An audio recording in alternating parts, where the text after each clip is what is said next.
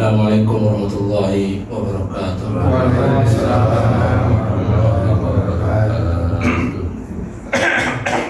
Innal hamdalillah nahmaduhu wa nasta'inuhu wa nastaghfiruh wa na'udzu billahi min shururi anfusina wa min sayyiati a'malina. Man yahdihillahu fala mudilla lahu wa man yudlil fala hadiya lahu. Asyhadu an la ilaha illallah wahdahu la syarika lahu wa asyhadu anna Muhammadan abduhu wa rasuluh. Allahumma salli ala Muhammadin wa ala alihi wa ashabihi wa man tabi'ahum bi ihsanin ila yaumiddin, amma ba'd. Jamaah salat subuh masjid musalla Ar-Rafiatul Hidayah yang dirahmati Allah Subhanahu wa taala. Pada kesempatan pagi hari ini mari kita sama-sama kembali meningkatkan ketakwaan kita kepada Allah Subhanahu wa taala. Marilah kita kembali sama-sama memanjatkan rasa syukur kita kepada Allah Tabaraka wa taala karena telah berikan kita kesehatan, telah berikan kita kesempatan, telah berikan kita keimanan, sehingga pada pagi hari ini kita bisa melaksanakan kewajiban kita selaku umat muslim, yaitu sholat subuh secara berjamaah. Salawat serta salam tercurah buat baginda kita, uswah kita, suri tauladan kita, panutan kita bersama, Nabi besar kita Muhammad sallallahu alaihi wasallam, beserta para sahabatnya, para keluarganya, para pengikutnya yang setia mengikuti jejak-jejak beliau, yang senantiasa setia mengikuti sunnah-sunnah beliau. Hadirin jamaah yang dirahmati Allah Subhanahu wa taala.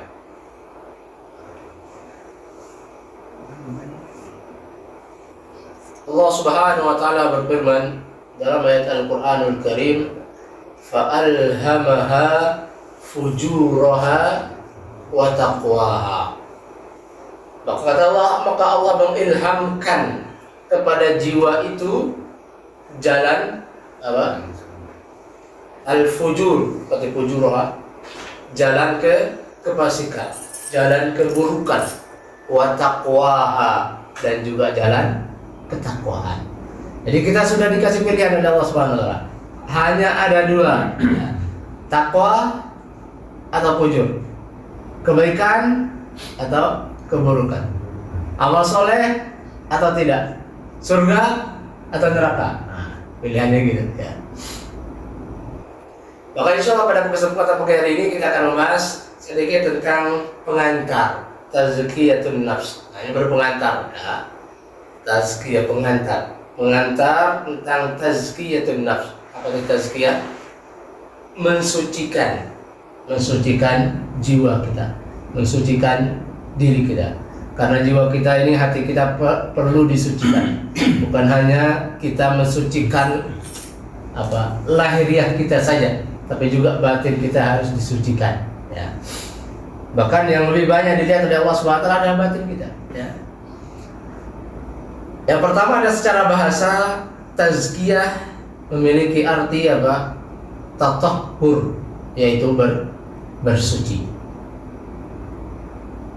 Sebagaimana kandungan dalam kata zakat ya kan? Zakat memiliki arti apa? Memiliki mana mengeluarkan sedekah berupa harta kita. Untuk apa? Tazkiyah, untuk penyucian jiwa. Nah, jadi harta kita perlu disucikan juga. Nah, itu harta itu perlu disucikan. Apalagi jiwa kita, apalagi harta diri kita, apalagi hati kita, apalagi jiwa kita. Maka lebih baik, lebih lagi untuk perlu kita perhatikan ya. Sebagaimana salah satu tujuan diutusnya baginda Nabi sallallahu alaihi wasallam, diutusnya Rasul kita Muhammad sallallahu alaihi wasallam, di antara salah satu tujuannya adalah untuk mensucikan jiwa-jiwa kita, untuk mensucikan jiwa-jiwa para sahabat Nabi sallallahu alaihi wasallam, untuk mensucikan jiwa kaum musyrikin dahulu, kaum penduduk Makkah dahulu, yang mana sebelum datangnya Islam mereka bergelimang dengan kemaksiatan, mereka bergelimang dengan kemusyrikan, mereka bergelimang dengan perbuatan-perbuatan buruk, perbuatan-perbuatan keji. Mereka berada di masa jahiliyah, maka disebut jahiliyah, ya kan, masa kebodohan mereka. Allah Subhanahu wa taala mengisyaratkan dalam Al-Qur'anul Karim surat Al-Jumu'ah ayat 2, Allah katakan huwallazi ba'atsa fil ummiyina rasulan minhum yatlu alaihim ayatihi wa yuzakkihim wa yu'allimuhumul kitaba wal hikmata wa in kanu min qablu lafi dhalalim mubin. Kita lihat dalam ayat ini Allah Subhanahu wa taala memberikan kita pelajaran. Huwallazi ba'atsa fil ummiyina rasula. Dialah Allah Subhanahu wa taala yang mengutus rasul, seorang rasul fil ummiyina, di kalangan kaum yang buta huruf. Ummiyin, ya, ummi, buta huruf. Siapa yang maksud ummiyin di sini? Siapa kira-kira? Nah, penduduk Arab, orang Arab dulu. Rasulan, seorang rasul. Maka di sini ada yang mengutus, ada yang diutus. Siapa yang mengutus? Allah. Siapa yang diutus? Rasulullah sallallahu alaihi wasallam. Begitu juga dalam wahyu. Wahyu ada yang menurunkan, ada yang menerima. Siapa yang menurunkan? Allah. Siapa yang menerima? Rasul kita Muhammad sallallahu alaihi wasallam. Maka kalangan-kalangan kaum orientalis, kaum liberalis, ya, yang menganggap bahwasanya, atau kaum musyrikin dahulu yang menganggap bahwasanya Rasul berbicara sesuai dengan keinginan sendiri, Rasul menerima wahyu sendiri, Rasul berpikiran sendiri, sebagaimana mereka katakan dalam Al-Quran, kan, bahwasanya Al-Quran itu mereka adalah apa? Sahir. Al-Quran itu adalah apa? Sihir. Muhammad adalah majnun, orang gila, ya kan? Muhammad adalah tukang sihir. Muhammad adalah dan lain sebagainya. Ya. Karena mereka menganggap bahwasanya wahyu yang diberikan oleh Allah Subhanahu wa taala kepada Nabi Muhammad, mereka menganggap bahwasanya itu adalah karangannya Muhammad sallallahu alaihi wasallam. Padahal wahyu adalah Allah Subhanahu wa taala yang menurunkan. Maka kalau Allah Subhanahu wa taala yang menurunkan, maka berarti yang menafsirkan wahyu itu adalah harus juga adalah orang-orang yang berilmu. Tidak sembarangan orang bisa menafsirkan Al-Qur'anul Karim. Tidak sembarangan orang bisa menafsirkan firman Allah Subhanahu wa taala sebagaimana anggapan mereka semua teks Al-Qur'an sama dengan teks-teks kitab-kitab yang lain, sama dengan teks-teks buku-buku yang lain. Artinya bebas kita menafsirkan sendiri. Nah, itu salah, ya. Maka wahyu, begitu juga Allah Subhanahu wa taala mengutus dalam ayat ini seorang rasul. Siapa rasulannya? Muhammad sallallahu alaihi wasallam, minhum, di antara mereka, dari kalangan mereka. Maka terbukti, ya, kalau kita melihat sejarah bagaimana Nabi SAW lahir di mana? Di Makkah, wafat di Madinah. Berarti kan kalangan mereka, kalangan bangsa suku Quraisy, kalangan orang-orang Arab, bukan dari Indonesia, ya, bukan dari Indonesia, bukan dari Tambun, ya. Apa tugasnya? Dalam ayat ini, yatlu alaihim ayatihi, yaitu membacakan ayat-ayat Allah Subhanahu wa taala kepada mereka. Jadi tugas Nabi membacakan ayat Al-Quran, mengajarkan Al-Quran kepada orang-orang, mengajarkan Al-Quran kepada sahabatnya, mengajarkan Al-Quran kepada penduduk Makkah dan Madinah, mengajarkan Al-Quran kepada bangsa Arab dan sebagainya, mengajarkan Al-Quran juga sampai dengan sekarang itu kepada kita. Alaihim ayat, mengajarkan ayat-ayatnya, Al-Quran. Ayat dalam ayat Al-Quranul Karim banyak disebutkan, wa min ayati an khalaqa lakum, dan di antara tanda ayat, tanda kekuasaan Allah. Maka kita kenal ada ayat kauni, ada ayat kauniyah. Ada yang bersifat kauni, yaitu bersifat alam semesta. Ya, tanda-tanda kebesaran Allah banyak. Ya. Dalam diri kita ada tanda kebesaran Allah. Dalam makhluknya ada tanda kebesaran Allah Subhanahu wa taala. Ya. Dan banyak dalam ayat Al-Qur'an Karim. Bahkan dalam unta pun ada tanda-tanda kebesaran Allah Subhanahu wa taala kan. Apala yanzuruna ilal ibli kaifa khuliqat. Tidakkah mereka melihat bagaimana Allah Subhanahu wa taala menciptakan unta? Wa ila samaa'i kaifa rufi'at. Tidakkah mereka juga memperhatikan bagaimana Allah Subhanahu wa taala mengangkat langit? Atau kita bayangkan gimana Allah Subhanahu wa taala mengangkat langit karena tidak ada tiang ya. Nah, itu ya. Maka itulah kebesaran Allah Subhanahu wa taala ya. Mustahil didapat oleh manusia. Wa ilal jibali kaifa nusibat. Dan bagaimana gunung-gunung itu ditegakkan. Wa ilal ardi kaifa suti'at. Dan bagaimana bumi itu dihamparkan. Ya. Maka itu semua adalah kebesaran dan tanda kekuasaan dari Allah Subhanahu wa taala. Apa tugasnya seorang Rasul yang pertama tadi? Yatlu alaihim ayat, mengajarkan ayat Al-Qur'anul Karim kepada mereka. Yang kedua, nah sesuai pembahasan kita, tazkiyatun nafs wa yuzakkihim, mensucikan mereka, mentazkiyah mereka, membersihkan jiwa-jiwa mereka. Maka terbukti kemudian yang dari tadinya awalnya para sahabat Nabi Sallallahu Alaihi Wasallam bergelimang dalam kemusyrikan, maka mereka ditarbiyah oleh Nabi Sallallahu Alaihi Wasallam menjadi orang-orang yang bertauhid hanya kepada Allah Subhanahu Wa Taala. Padahal sebelumnya kemusyrikan merajalela, menyembah berhala merajalela. Bagaimana kita saksikan bagaimana ketika Rasulullah SAW pada peristiwa Fathu Makkah, pembebasan kota Makkah, berapa berhala ditemukan di sekitaran Ka'bah? Berapa? 360-an. Banyak apa sedikit? 360. Besar-besar kan? Ya? Besar-besar. Ya, besar-besar. Ubal lata, dan sebagainya. Ya. Bahkan ada pada saat mengatakan ya, bahwasanya dahulu sebelum Fathu Makkah itu tidak ada rumah-rumah kecuali dipenuhi dengan berhala-berhala. Artinya apa? Kesyirikan sudah merajalela dulu di kalangan para orang-orang kafir Quraisy. Kemudian Islam datang, kemudian Nabi SAW datang mentazkiyah mereka, membersihkan diri mereka. Kemudian terlahirlah sahabat-sahabat Nabi SAW yang bertauhid. Lahirlah sahabat-sahabat Nabi SAW yang tidak menyembah kecuali hanya kepada Allah Subhanahu wa Ta'ala. Lahirlah sahabat-sahabat Nabi SAW yang iyyaka na'budu wa iyyaka nasta'in, yang hanya kepadamu lah kami menyembah dan hanya kepadamu lah kami meminta. Kita kan menyembah hanya kepada Allah, minta sama Allah Subhanahu wa Ta'ala.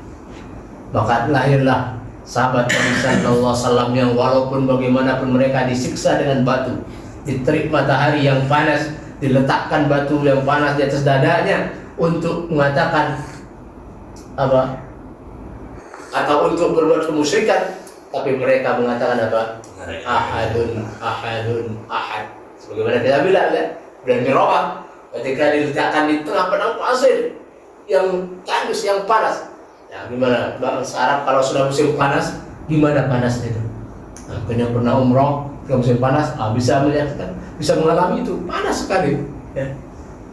Musim panas, diterik matahari yang panas, diletakkan batu yang besar dalam badan untuk mengatakan kalimat-kalimat yang musyrik. Tapi bila dengan keteguhan hatinya, karena sudah ditazkiyah oleh Rasul, karena sudah dibersihkan oleh Rasulullah SAW, karena dia sudah mendapatkan apa yang diajarkan oleh Rasulullah SAW, sehingga apapun dia yang dialami di dunia, dia senantiasa mengatakan kalimat tauhidnya, yaitu ahadun ahad, satu, esa. Itu maksudnya apa? Allah Subhanahu wa Ta'ala yang Maha Esa, Allah Subhanahu wa Ta'ala yang Maha Tunggal. Qul huwallahu ahad, katakanlah dialah Allah Subhanahu wa Ta'ala yang esa, Allah Subhanahu wa taala yang tunggal. Jadi tidak ada sekutu, la syarikalah, tidak ada sekutu bagi Allah Subhanahu wa taala. Maka banyak kisah-kisah sahabat Nabi sallallahu yang kita lihat.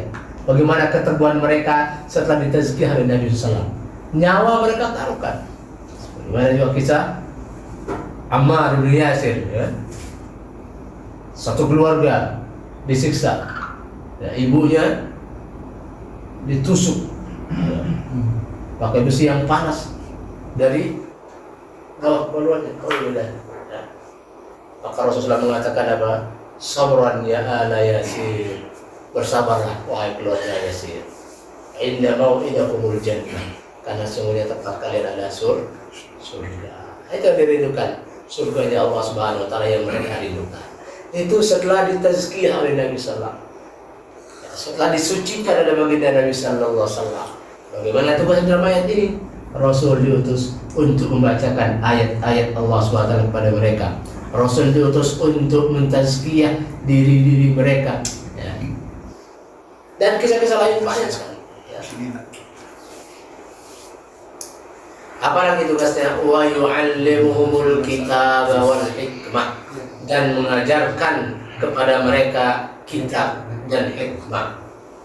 Sini ada itu as-sunnah, hadis Nabi SAW, kitab Al-Quran Al-Karim diajarkan, kemarin dibacakan berarti juga diajarkan, ya. Khairukum man ta'allama al-Quran wa 'allamahu, sebaik-baik kalian adalah orang yang belajar Al-Quran dan mengamalkannya. Jadi tidak hanya belajar untuk diri kita sendiri, tapi juga harus kita amalkan, ya. Amalkan, ajarkan pada orang lain, ya. Wa in kanu min qablu la fi dhalalin mubin, dan sesungguhnya mereka sebelumnya, kata Allah Subhanahu wa taala, benar-benar dalam kesesatan yang nyata. Nanti bagaimana mereka sesat, ya? Mereka membunuh anak-anak mereka, mereka menguburkan anak-anak perempuan mereka, ya. Wa izal mau'udatu qutilat, ya, dan sebagainya. Hadirin jamaah subhanahu Allah Subhanahu wa taala. Tadi yang dimaksudkan buta huruf adalah bangsa Arab di masa itu, ya.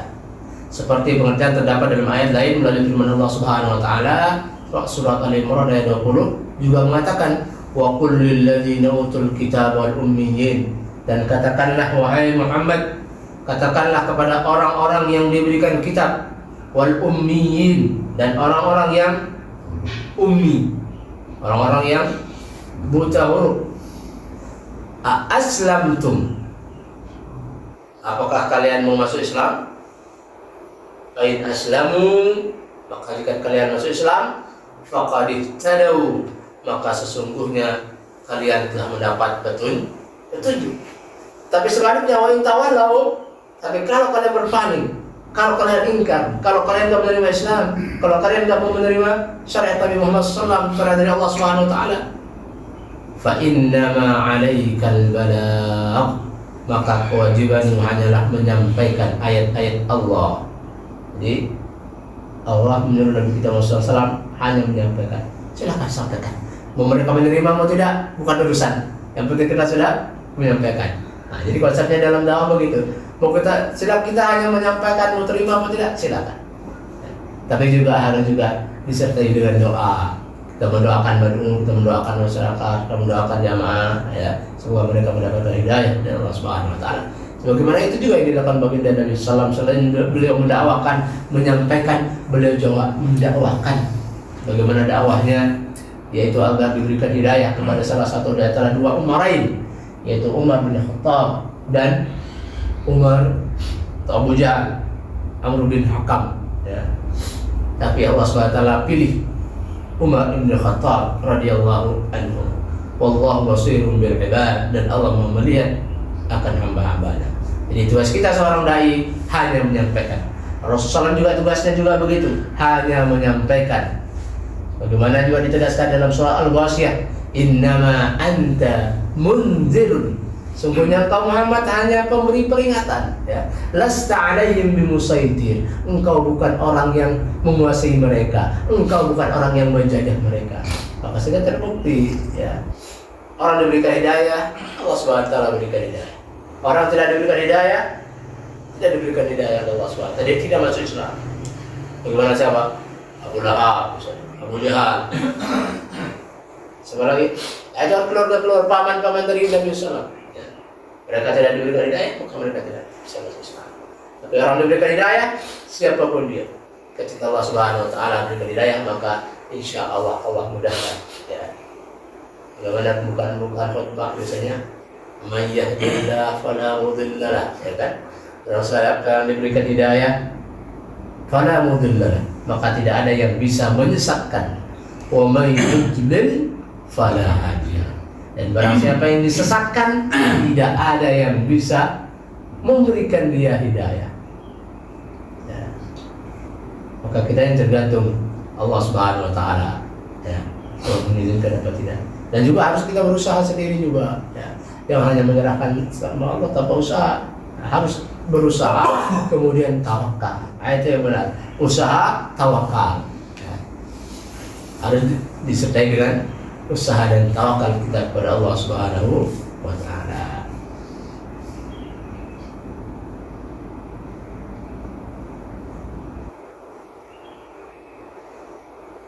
Dalam ayat yang lain Allah Subhanahu wa taala katakan, "Qul ya ayyuhan nas," katakanlah wahai manusia, "Inni Rasulullah," sungguhnya aku adalah Rasul Allah, "ilaikum jami'a," yang diutus kepada kalian jami'a, untuk seluruh alam. Maka itulah bedanya Nabi kita Muhammad sallallahu alaihi wasallam dengan rasul-rasul yang lain.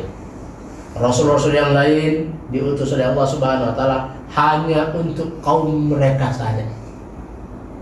Banyak Allah SWT utus seorang rasul, ya, untuk kaum mereka. Yang paling banyak adalah diutus kepada kaum Bani Israel, ya. Banyak diutus oleh Allah Subhanahu wa taala, ya.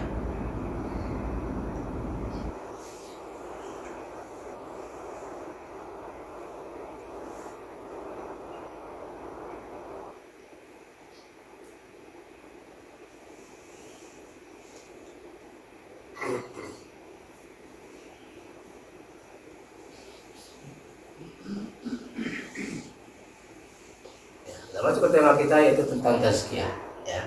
Tentang tazkiyah ini merupakan sesuatu yang besar. Ketika Allah Subhanahu wa taala bersumpah dengan nama makhluknya, maka itu menunjukkan keagungan makhluk tersebut. Menunjukkan bahwasanya makhluk itu memiliki sesuatu yang besar. Itulah bedanya kita dengan Allah Subhanahu wa taala. Allah boleh bersumpah dengan nama makhluknya, tapi kita manusia harus bersumpah dengan nama Allah. Kalaupun harus bersumpah, ya, kalaupun harus bersumpah, sedikit-sedikit, wallahi, ya, dan sedikit-sedikit, wallahi. Kalau kita harus bersumpah dengan nama Allah SWT, wallahi, wa tallahi, wa billahi, kan itu demi Allah semua. Demi Allah. Kalau boleh bersumpah demi nenek saya saja, salah. Demi bapak saya. Allah Subhanahu wa taala bersumpah tentang tazkiyah ini. Kita lihat bagaimana Allah Subhanahu wa taala ketika bersumpah dengan nama-nama makhluknya. Banyak sekali dapat ayat.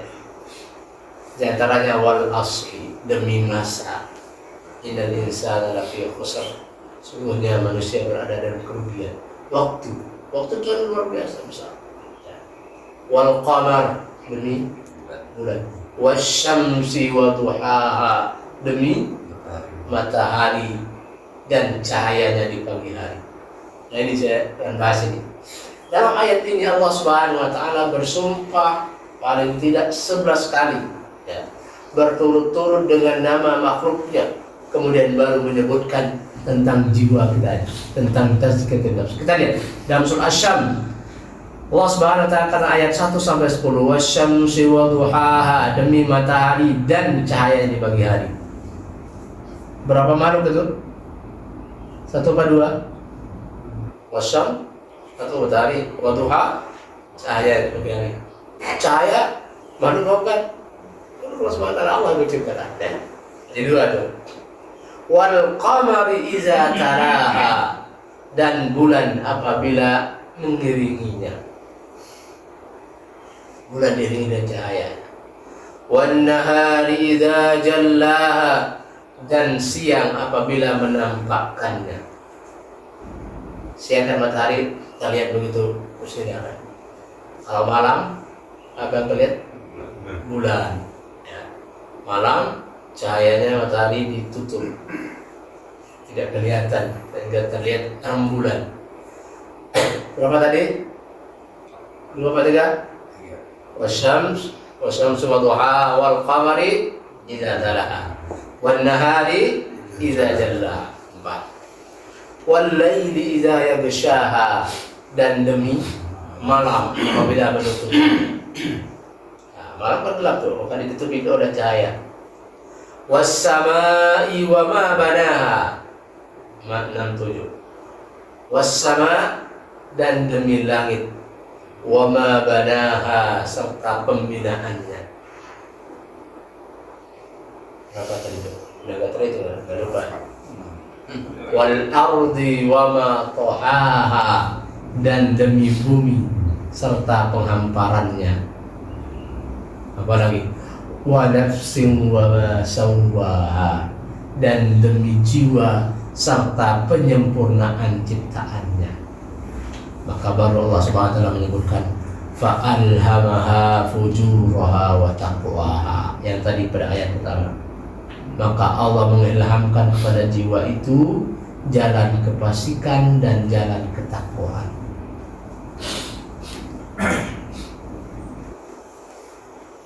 Apa yang ditekankan oleh Allah Subhanahu wa taala? Qad aflaha man zakkaha. Sesungguhnya beruntunglah orang-orang yang mensucikan jiwa itu. Nah ini, berarti kalau kita ingin beruntung maka harus ditazkiyah jiwa kita, harus dibersihkan dulu jiwa kita agar kita menjadi orang-orang yang beruntung.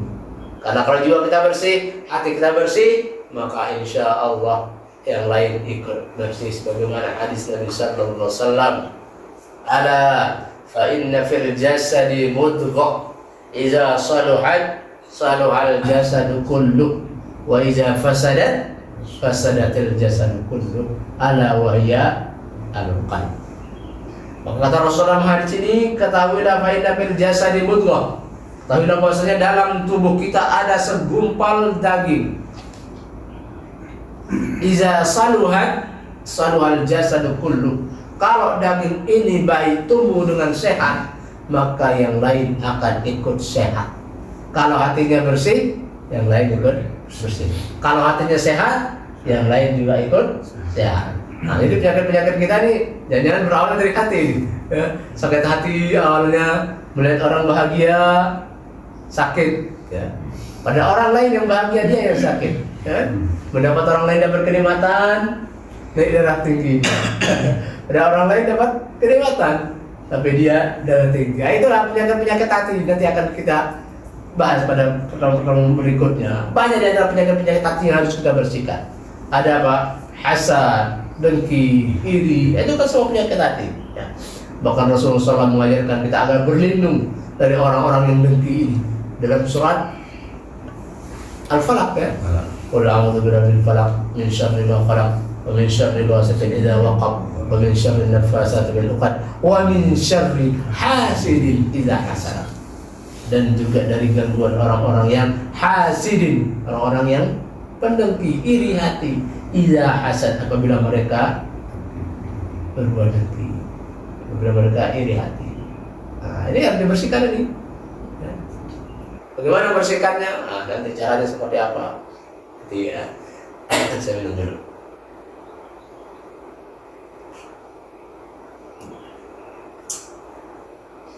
Apalagi penyakit hati? Banyak sekali ya. Iri hati, apalagi menggunjing orang lain ya, dan lain sebagainya, banyak ya. Ya.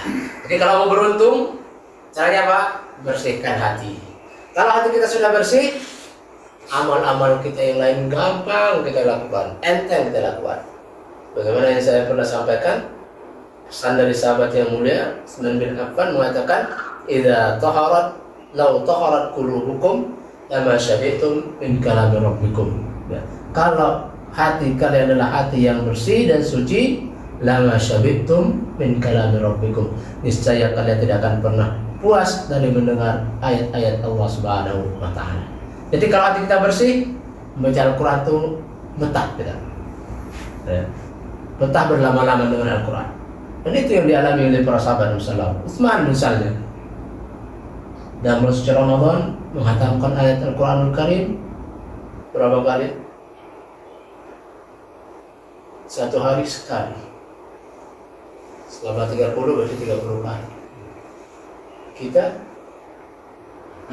setahun sekali atau seumur hidup sekali? Setahun sekali atau seumur hidup sekali? Ya, minimal setahun sekali lah ya, minimal Ramadan hatam. Ya, minimal Ramadan hatam. Jadi itu kalau hati yang bersih, maka keuntungan hati yang bersih ini luar biasa. Ya. Bukan saya mengatakan, tapi Allah SWT menjamin, qad aflaha man zakkaha, maka sungguh beruntunglah orang-orang yang mensucikan jiwanya. Dan sebaliknya Pak, wa qad khaba man dassaha, dan sesungguhnya merugilah orang-orang yang mengotori jiwanya, merugilah orang-orang yang mengotori hatinya, merugilah orang-orang yang mengotori dirinya. Ya. Dengan apa dia mengotori jiwanya? Dengan berbagai macam penyakit-penyakit hati tadi, iri, ujub, ta'ajub, sombong, takabur, ya. Sombong itu luar biasa, yang menolak kebenaran dan merendahkan orang lain. Ya.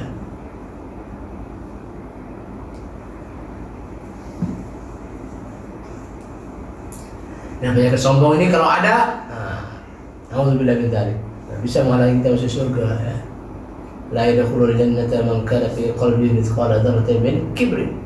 Tidak masuk surga orang-orang yang dalam hatinya ada bersifat sombong. Itu yang harus kita bersihkan supaya jangan sampai ada lagi kesombongan dalam diri kita. Begitu ada kebenaran datang dari Allah dan Rasulnya, terima. Ya, karena kesombongan itu apa? Batarul haqqi wa ghamtul dzat. Menolak kebenaran dan merendahkan orang lain. Nah, itu definisinya. Ya. Maka bagaimana dulu? Para kaum musyrikin, para pembesar-pembesar banyak menolak dakwah para nabi dan rasulnya. Yang orang-orang pembesar kan banyak menolak dakwahnya, ya. Dakwah para nabi, bukan hanya dakwah Nabi Muhammad SAW, bahkan dakwah para rasul-rasul terdahulu, dakwah Nabi Nuh alaihissalam, dakwah Nabi SAW, Nabi Hud, Nabi Saleh, dan lain sebagainya. Itu rata-rata yang menolak adalah orang-orang pembesar mereka. Faqala al-mala'u min qaumi, kalau katakan pernyataan kaum-kaum atau orang-orang elitnya, orang-orang pembesarnya banyak ya yang menolak dakwah para nabi. Ya. Maka ayat ini ya qad aflaha man zakkaha wa qad khaba man dassaha menunjukkan bahwasanya bagaimana pentingnya kita mensucikan jiwa kita, bagaimana pentingnya kita membersihkan hati kita. Ya. Maka hati-hatilah dengan hati, hati-hatilah dengan hati. Jangan sampai hati kita tertutup. Ya. Na'udzubillah min dzalik. Sebagaimana Allah katakan, fi qulubihim maradun. Allah katakan kepada orang-orang munafik, ya. Fi qulubihim maradun, dalam hati mereka adalah penyakit. Fazadahumullahu marada, maka Allah tambahkan penyakit itu. Artinya apa? Jiwa kita, hati kita ada penyakitnya. Badan kita juga ada penyakitnya. Maka penyakit-penyakit itu harus kita bersihkan. Jadi jemaah dirahmati Allah Subhanahu wa taala, maka keberuntungan ya, yang akan kita dapatkan dan kesuksesan sejati tidak semata-mata diukur dari pencapaian materi dunia, ya. Melainkan dari apa? Kedekatan diri kita kepada Allah Subhanahu wa taala. Kesuksesan sejati ketika kita masuk surga dan dijauhkan dari api neraka Allah Subhanahu wa taala. Nah, itu kesuksesan sejati. Man zuhziha 'anil nar wa udkhilal jannata faqad faz. Itu kan Allah yang mengatakan. Jadi rumus kesuksesan sejati dari Allah, dan zuhziha 'anil nar, siapa yang dijauhi dari api neraka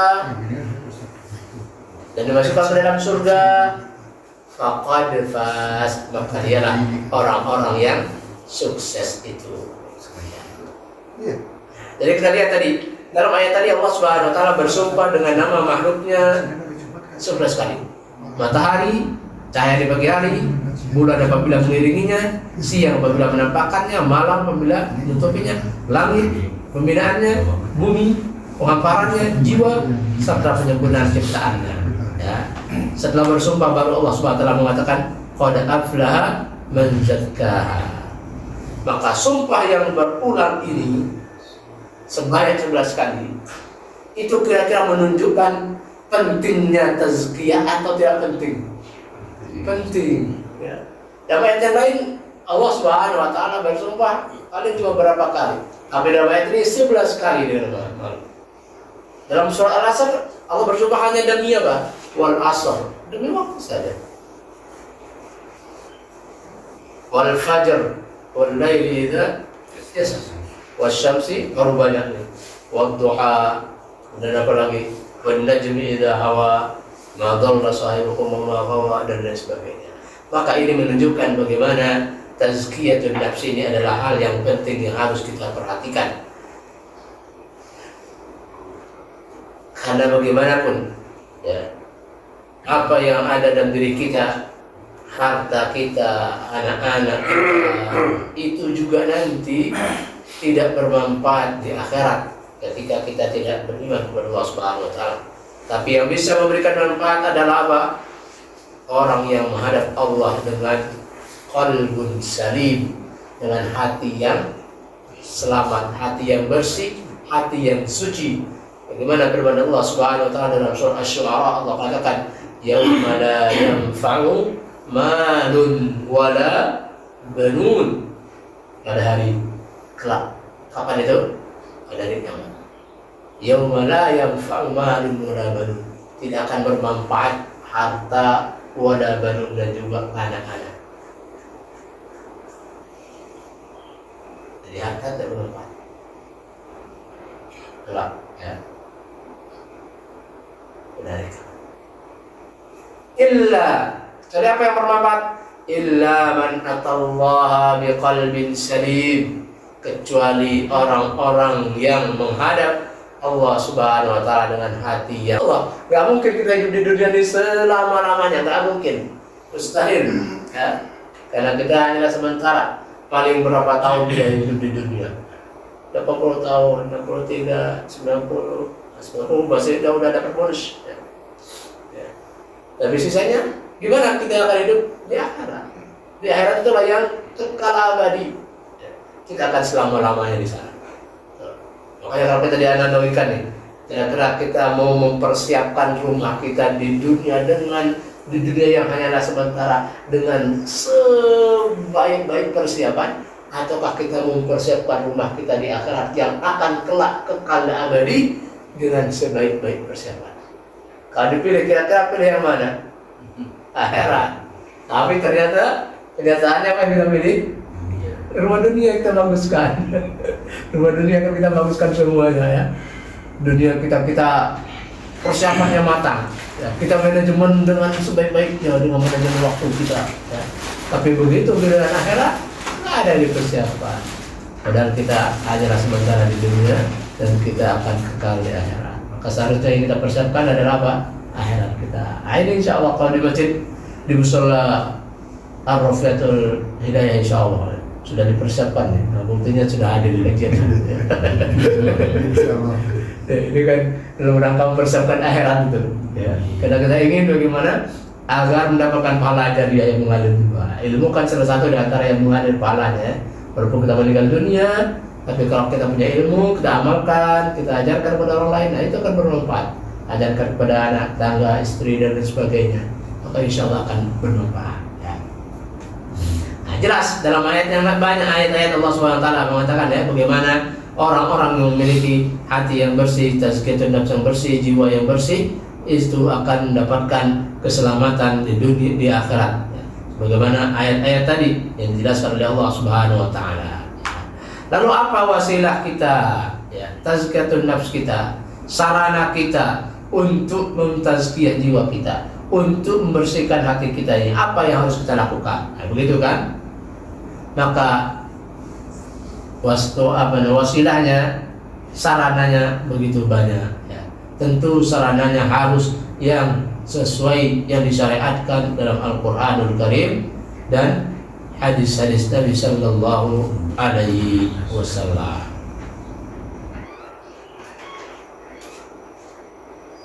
Apa di antaranya adalah sholat kita harus kita perbaiki, harus kita perhatikan, karena sholat merupakan amalan yang paling pertama akan dihisab oleh Allah Subhanahu wa Ta'ala, akan diperiksa oleh Allah Subhanahu wa Ta'ala.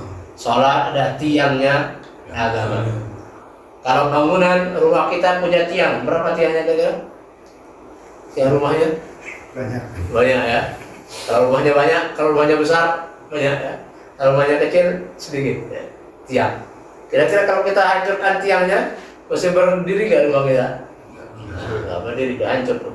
Apalagi rumah-rumah di kampung, rumah-rumah kampung. Itu kan jatuh punya tiang. Jatuh kalau dipotong sedikit tiangnya, hancur roboh semua.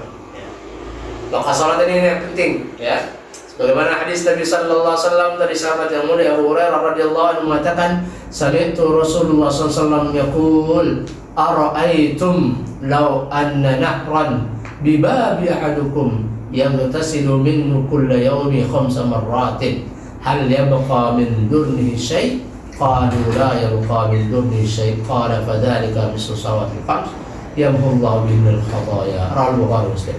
Pada ayat dalam hadis ini Rasulullah SAW memberikan analogi, memberikan pemikiran kepada para sahabat. Ara'aitum, sekiranya kalian melihat, bagaimana pendapat kalian kalau di muka pintu rumah, di depan rumah kita ada apa? Nahron, ada sungai. Di depan rumah kita ini ada sungai. Yaghtasilu minhu kulla yawmin 5 marrat. Di sungai itu kita mandi setiap harinya 5 kali. Sebelum subuh bisa mandi, sebelum zuhur mandi, sebelum asar mandi, sebelum maghrib mandi, sebelum isya mandi. Ya. Hal yabqa min dunni syai'in. Kata Rasul ya, apakah masih ada tertinggal kotoran dalam badan kita? Kira-kira secara akal ya. Kalau kita mandi 5 kali sehari, sudah masih bersih apa? Masih ada yang kotor? Bersih. Pasti sudah bersih itu, apalagi kalau digosok dengan batu ya, kalau pakai batu digosok badannya dan sebagainya.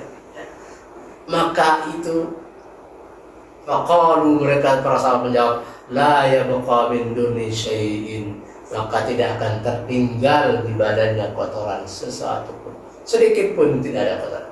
Kalau mandi dan 5 kali ya. Kalau kita mandinya berapa kali? Ada yang 2, ada yang sekali. Tergantung moodnya. Ada yang mandi 2 kali, ada yang sekali, ada yang 3 kali. Tapi kalau 5 kali insya Allah bersih. Kalau kita nggak kuat mandi 2 kali ya. Qala, maka kemudian Rasul mengatakan, misbadzalika mislu salawatil khamsi, maka demikian itu seperti sholat kita yang 5 waktu. Yamhullahu bihinnal khataaya, yang mana sholat 5 waktu tadi menghapus segala dosa-dosa kita. Dan sholat kita yang 5 itu bisa menghapus. Inna sholata tanha 'anil fahsya'i wal munkar. Punya sholat itu bisa mencegah dari perbuatan keji dan perbuatan munkar. Saya bertanya, ya Ustaz, saya sudah banyak sholat, kita juga udah lihat dia mau banyak sholat, tapi kok masih ada kemungkaran ya? Kenapa ya Ustaz? Maka yang salah bukan sholatnya, orangnya yang salah. Ya, jangan sholatnya hanyalah sebagai rutinitas saja. Jangan sholatnya hanyalah berdiri saja, tidak ada makna di dalamnya, ya. Tidak khusyuk dan sebagainya. Dalam sholatnya hanya menunaikan kewajiban. Nah, itu kan banyak, ya. Nah, itu pertama, yaitu melalui sholat kita. Jadi maka sholat kita juga berarti bisa membersihkan hati kita, Ya, tadi yamhu. Ya. Artinya dengan sholat secara benar, sesuai sunnah, ikhlas, khusyuk, maka jiwa kita akan menjadi bersih. Yang digambarkan oleh Rasulullah SAW seperti mandi di sungai 5 kali sehari. Ya. Sebuah perumpamaan yang sangat jelas. Ya, maksudnya dosa-dosa kita bisa terhapus ya dengan kita melakukan sholat kita. Nah, itu kalau sholatnya 5 kali. Bisa dibayangkan tuh, kalau sholat kita berapa? Kalau kita tambah dengan sholat sunnah, sholat sunnahnya belum lagi, sholat sunnahnya kan banyak. Ya.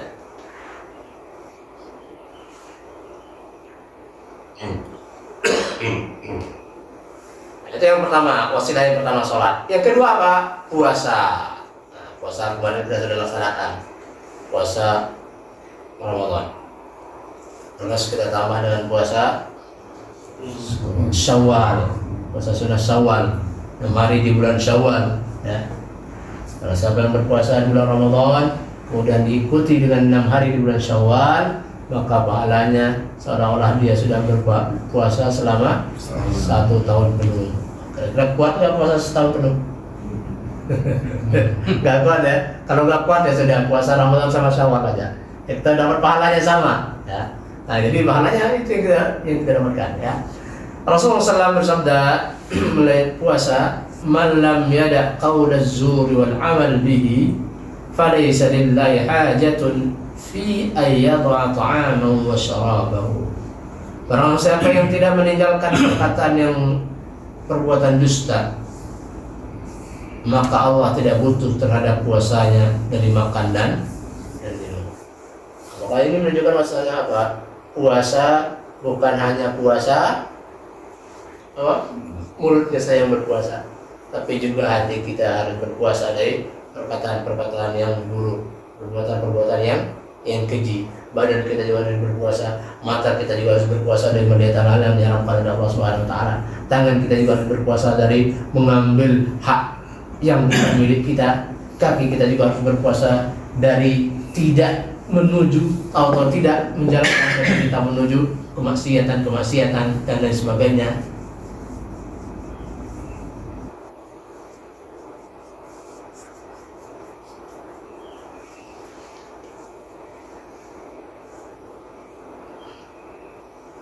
Itu yang kedua. Yang ketiga apa? Kurban, ibadah kurban. Apa lagi kurban ini? Ya.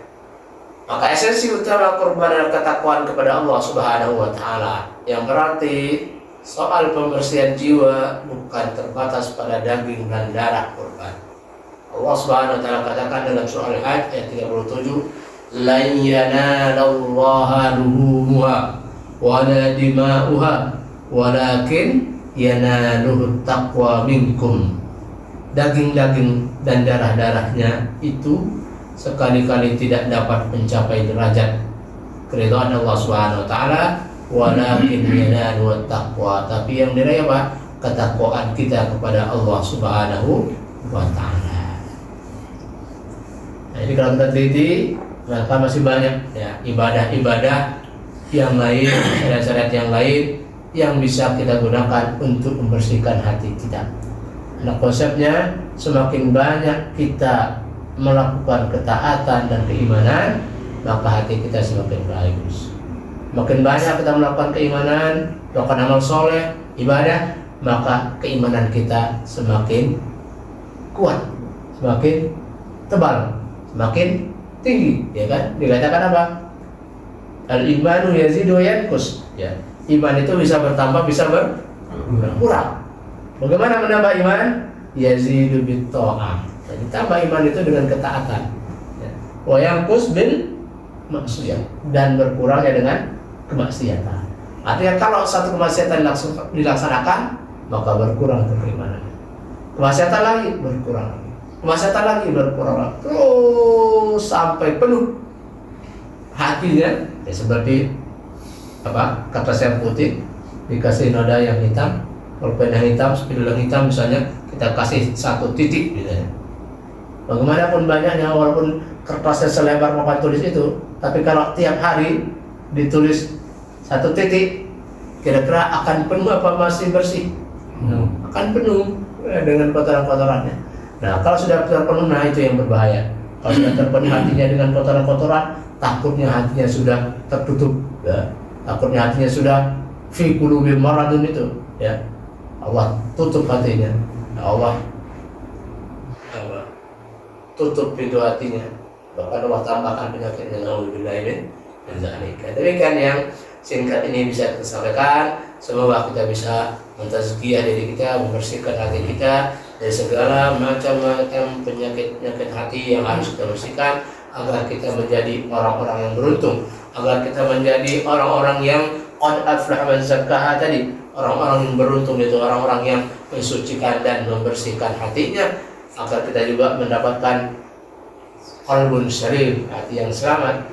Dan begitu juga kita akan dipanggil oleh Allah Subhanahu wa taala ke dalam, masuk ke dalam surganya Allah Subhanahu wa taala. Amin ya rabbal alamin.